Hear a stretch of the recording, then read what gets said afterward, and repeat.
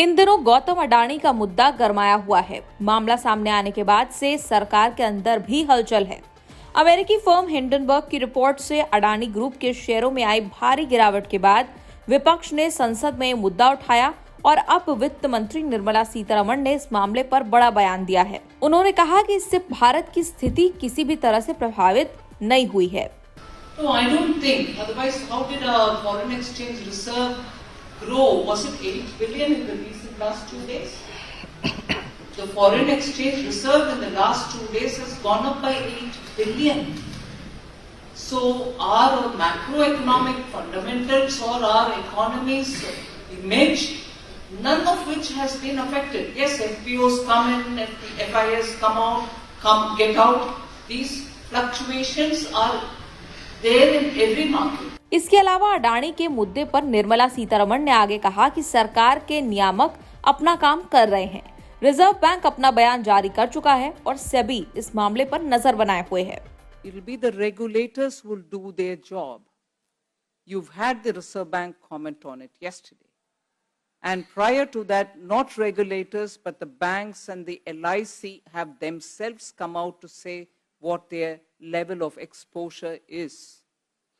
So the regulators will do their job. And regulators are independent of the government. And many of you all have repeatedly asked this question about RBI's independence and government not getting into it. I'd like to remind you all about that. They are regulators and they are independent and they are left to themselves to do what is appropriate. And actually, for keeping the market and the markets regulated well in prime condition, the SEBI is the authority and it has the wherewithal to keep that prime condition intact.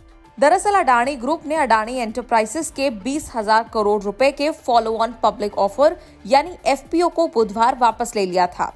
20,000 crore रुपए के लिए ये FPO 27 जनवरी को subscription के लिए खुला था और 31 जनवरी को फुल सब्सक्राइब होकर क्लोज हुआ था।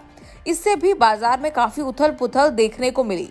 इससे पहले हिंडनबर्ग की रिपोर्ट 24 जनवरी को आई थी। इसके बाद से ही अडानी ग्रुप की कंपनियों के शेयरों में गिरावट का दौर शुरू हुआ था। हिंडनबर्ग ने अपनी रिपोर्ट में दावा किया है कि अडानी ग्रुप की लिस्टेड 7 कंपनियां 85% ओवर वैल्यूड है।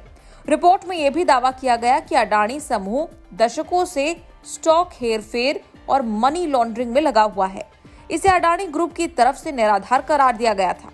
रिपोर्ट के बाद पिछले 7 कारोबारी सत्रों में अडानी ग्रुप को 9 लाख करोड़ रुपए का मार्केट कैप गंवाना पड़ा। Adani power, Adani total gas, Adani Wilmer, Adani green, Adani transmission, Adani ports, Adani enterprises, Ambuja cements, ACC और एनडीटीवी को मिलाकर स्टॉक मार्केट में अडानी ग्रुप के कुल 10 शेयर लिस्टेड हैं। हिंडनबर्ग की रिपोर्ट आने के बाद इन शेयरों में 50% तक की गिरावट आई है।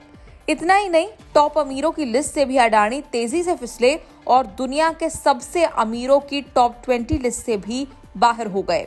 अब आने वाले दिनों में देखना होगा यूं बर्बादी का दौर जारी रहेगा या फिर गौतम अडानी वक्त रहते इसे संभाल लेंगे। न्यूज़ तक ब्यूरो।